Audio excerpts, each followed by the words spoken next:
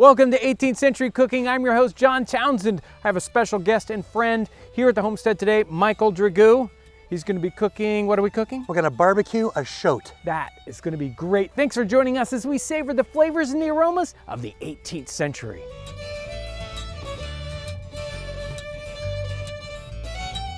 Michael, I am not familiar with this particular recipe. What is a shote? Oh, a shote in some of the southern states, and still called to this day, is a young hog. And this recipe calls for a front quarter of the hog. We're just going to do a pork loin. We're going to use a pork loin just to make it something that everybody can do. So we're doing a barbecue. What's the time period this recipe's from? It's Mary Randolph's 1824.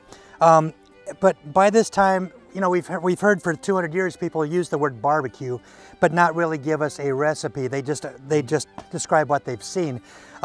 This is a very sophisticated recipe. We're going to insert a meat concoction into the loin every so inches, and then we're going to bake it.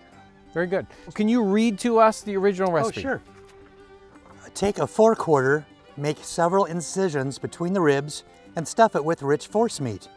Put it in a pan with a pint of water, 2 cloves of garlic, pepper, salt, 2 gills of red wine, and 2 of mushroom ketchup. Bake it, thicken the gravy with butter and brown flour. It must be jointed and the ribs cut across before it's cooked, or it cannot be carved well. Lay it in a dish with the ribs uppermost. If it be not sufficiently brown, add a little burnt sugar to the gravy, garnish with meatballs. This is an interesting recipe, but it's not super easy for us to interpret in a modern way. Right. So how do we get started on this one? Well, I think you've already done you've produced a video on force meat. Right. Forcing in this time period meant to take the meat and have an end result looking different than it originally started. Mm-hmm. So we call them meatballs today. Force meat balls is what they called it then. And a rich force meat could be anything. It could be veal, pork, beef, any combination of those things. I generally don't see fowl in those. And in this case, I had some sausage in the fridge. I had some beef I minced up, carrot, celery, onion, mushrooms, mushroom ketchup, a little butter, bacon grease, and that's pretty much what's in this, and some red wine. That's almost so ground meat, maybe even pulverized and spiced. Right. So it's ready to cook. It's a heavily spiced almost. Right. It's basically what this is going to do is infuse its flavors into the pork loin. Mm-hmm. And because there's so much animal fat, and we've got a nice sauce that we're going to continue to baste it with, it's going to turn out quite nice. Okay. Another thing they mention is browned flour. They use that in the gravy. You can do that at home just by taking regular white flour, putting it in a pan, having it on a low heat, and just moving that flour around so it doesn't burn. The darker it gets, the more nutty and rich the flavor. And they're using that in their browning sauce, in their gravy. So, alrighty, we're gonna make the marinade first. And it's pretty simple. We've got a couple of cups of water. And we've got a cup of wine. And we're using some garlic. And some salt and pepper. So all that's left to do is just stir it a little bit to incorporate those ingredients, get our salt broken down. Oh, I'm starting to smell it already. Yeah. You can already smell the wine and the garlic. That's going to heat up and just. It's when that mixes with the pork fats, it's really a wonderful thing. So I think we're ready to start our pork. Okay. All we're going to do is in size. I do it 90 degrees to each other, 3 times across, and then just go all the way down. Right. And then once you've done that, I'm going to insert the force meat into the pork.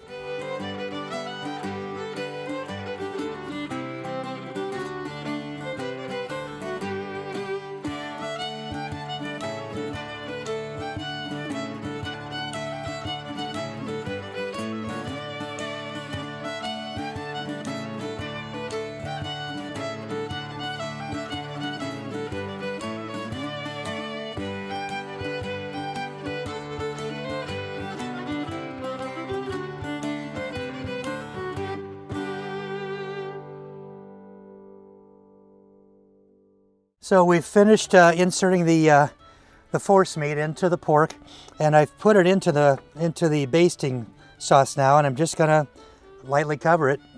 This is really interesting to watch this with force meat. A lot of times you'll see this same thing being done as larding, where if we have a real lean piece of meat and we want to get those fats in there, so we would cut slots like that and put bacon in those slots to infuse that bacon fat in there, the flavor, and make it a lot more tender. This is doing the same thing. There's still time. Yeah. I think we have some bacon. Put some bacon in there. So all that's left to do is to get this on the coals, put a cover over it, and check it and rebaste every 20 minutes. Your pork loin, if you were at home using your oven, they recommend 20 to 25 minutes per pound. This is approximately 3 pounds. We're gonna let this go an hour and see what happens. You're striving for an internal temperature of 145, just to make sure it's safe. So that's what's next. Yeah, and on our campfire, we're looking for coals. We don't want it to get too hot. No. No, in the oven, you've got the heat all the way around it. It's nice, but in this, we just gotta keep moving it around and checking, so.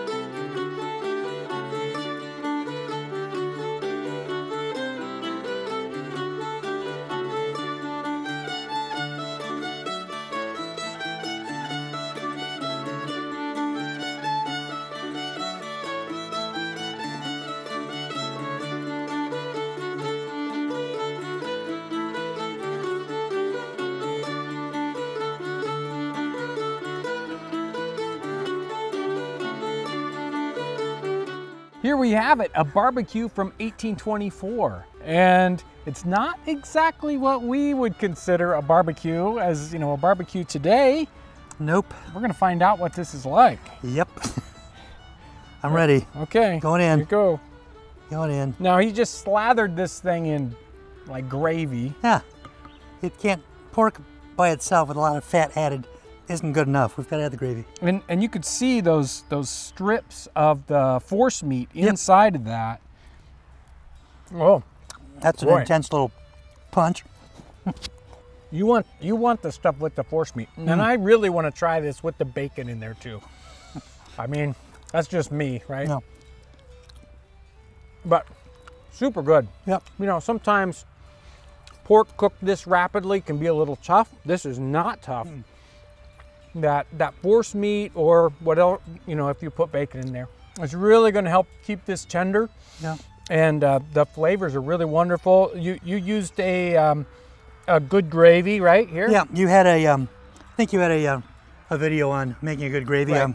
Once again, it's like the force meat. You kind of use what you have, and it's a little over the top, intense flavor-wise because it's normally perking up a boring dish. So. Or even a cullis. So Ryan did a cullis recipe or a whole episode on cullises. Okay. That would be another type of sauce that you would put on this. Yeah. This one turned out really good. Yep. It's cooked all the way through. How long does this normally take?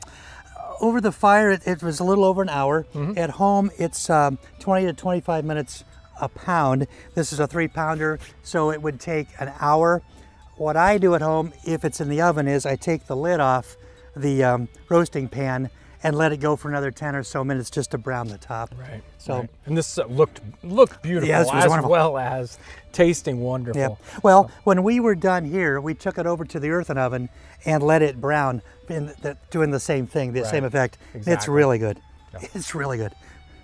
What a wonderful recipe. It is from Michael's new cookbook that he's working on, out very soon. You'll be able to find it on our website. Tell us a little bit about the cookbook. Oh, sure. And digging up your ancestry is quite in vogue these days. I've coupled that with what foods they could have consumed, no matter where they're from.